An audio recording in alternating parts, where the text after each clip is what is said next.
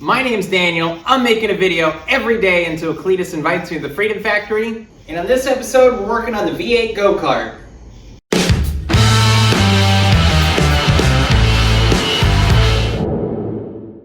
Welcome back, everybody. We're working on the V8 go-kart once again tonight.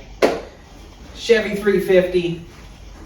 I want to thank everybody for all your support. I've been getting a lot of comments, likes, subscribers. The channel is slowly growing, which is awesome. I really appreciate it. I can't do this project without you guys. It's so important that you guys are commenting and all that good stuff. I'm getting some great comments, and I'm really excited to see this thing eventually completed and slowly progress, and I hope you guys are too. So let's dive in. Last time we worked on this thing, we were putting some switches in and the gauges. I mounted the gauge pod. Let's start putting those gauges in and see where we end up tonight. So I think when I'm driving the go-kart, it's gonna look something like this. I'll be able to see that top gauge pretty well. The middle one, like kind of decent, and then the bottom one is gonna be pretty bad. We'll probably put our volts on the bottom. Looks like even if I turn my wheel, I can kind of look around that. So I think it's gonna be a great location for those gauges. The top one is gonna be the temperature gauge because I think that's gonna be the most important, followed by the oil pressure and then the volts on the bottom. So let's put the temperature gauge in and see how that all looks. All right, let's put this temperature gauge in. These are just cheap Amazon gauges, but they did seem to work good. The oil pressure hose is a little junky though. I foresee that not lasting long. But that's not too hard to replace, so I'm not too worried.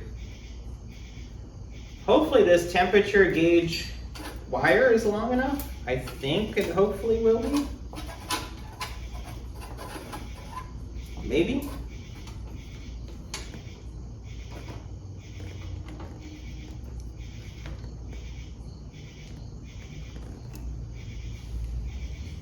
I had it over here. We might have to put it over here. I think that will reach.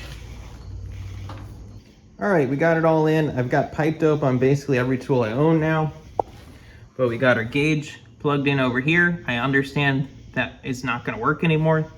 Thermostat housing is not gonna work. It's gotta go this way anyway because our radiator is probably going back there. So I'm not concerned about it right now. We're just getting gauges in. We're not doing cooling system today. This is plugged, so we're all good there. And we've got one gauge in. So next, let's try and put this oil gauge in. I have to run this flimsy, cheesy line, but it comes out back here, so it should be pretty easy to just go down this way and come up. So hopefully I don't break it, because I don't want to buy another line just yet. All right, let's fight this floppy line. That's got to go through there, and we got to screw it in here. Luckily the little ferrule is kind of like crimped on at this point because it's been tightened before, so that makes things a little easier. And then we got to tighten it down. That's probably as tight as I dare to put it. And that will go right there.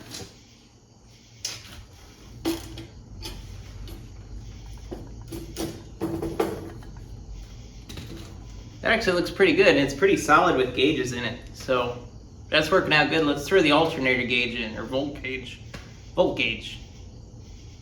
So I was about to put this gauge in here, but look at how close this is. I think it would even possibly touch this metal here, and that's to the one that's I for ignition, not G for ground. If it was ground, I wouldn't care. But I mean, I don't know, that's too close for comfort. I'm gonna grind it out a little bit and probably wrap a piece of electrical tape around it. So just a word of warning, check your Chinese junk. Don't trust it to be right. I don't know about you guys, but that gives me a heck of a lot more confidence than what was there before. I'm gonna throw a little piece of electrical tape on there just to be super sure, and throw some leads on here and we'll stick this thing in. So that's roughly what my view is in the cart. So you can see these two decently. Volts, you can't see that well, but who cares? And if you turn the wheel, it'll only block it a little bit. So it's not so bad. I think that's gonna work out really well though. All right, it seemed easiest to just solder all this stuff. So check this out.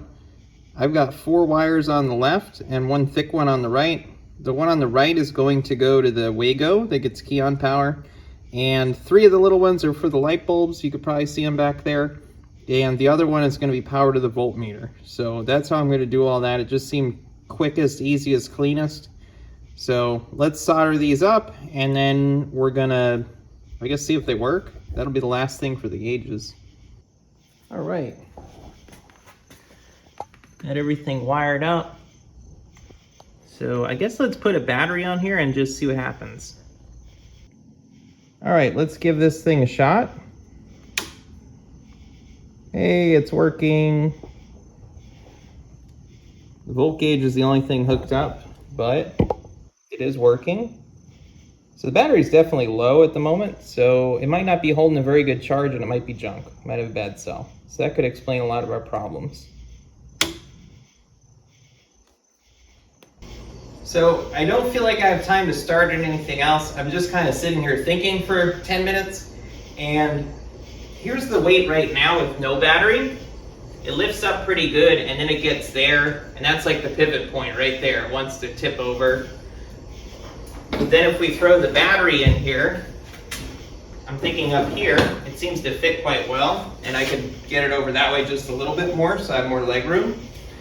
But that helps a lot. There's a lot of weight up here now. And it seems like it just wants to stay down. There's more weight on the wheels and stuff. So I think the battery's gonna go there, and I keep in mind the rider will go here. So that'll help balance everything. Everything's a little bit offset this way right now, but with the rider over here, I think that'll be a nice balance.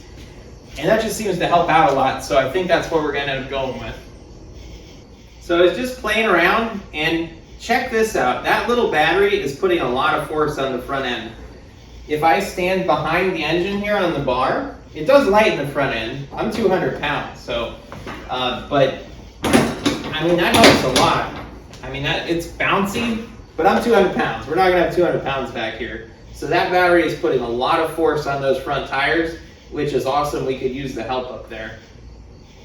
All right, that's all we have time for tonight. We got a little something done. We got the wiring portion mostly completed. Eventually we'll wire electric fan in when we get there, but we got it mostly completed. It's looking awesome. It's working out great. So one more thing checked off the list. We're just gonna work at it day by day because I'm making a video every single day. I want this thing to become a reality, and I need your guys' help. Like, comment, subscribe.